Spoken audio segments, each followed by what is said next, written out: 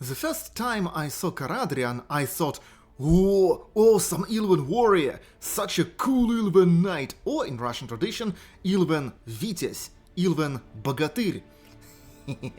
Ilven Boyarin sounds very funny for Russians. But with closer looks at him, I realized I like him not only because I'm a man, but also because I'm an unprofessional historian. Caradryan's armor and weapons are a fascinating merge of different cultures and epochs.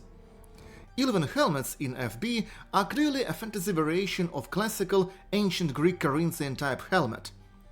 This helmet was cast out of one bronze chunk and was part of the armor complex of hoplites, ancient Greek heavy infantry, the backbone of Greek armies in the 7th-4th centuries BC. There are also limited findings of Corinthian helmets with winged horns, like the ones you can see on Caradryan. The wings on his shoulder pads are a smaller fantasy version of the winged hussar's wings. Originally, the light cavalry of Hungary and southern Slavs, which was called hussars, decorated their shields with wings.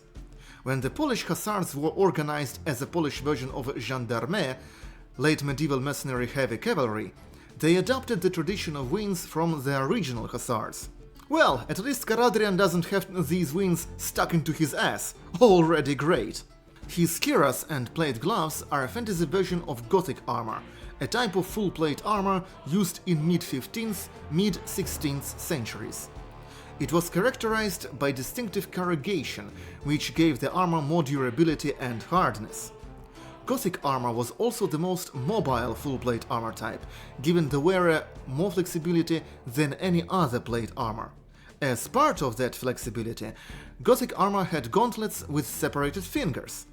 However, while in fantasy usually all such fingers of gauntlet are completely separated, like the ones on Caradryan's gauntlets, in Gothic armor the first phalanxes of fingers were connected with one thin plate. With all this European armor style, Caradryan's folds on shoulders and legs are surprisingly lamellar, which makes them based more of Chinese, Korean and Mongol armor types. Finally, his halberd is a classical high and late Middle Ages halberd. I don't know what he has two axes on his halberd for, but probably it's just so that he looked even more badass. In reality, there would be a hook or a spike on the backside of the halberd's head.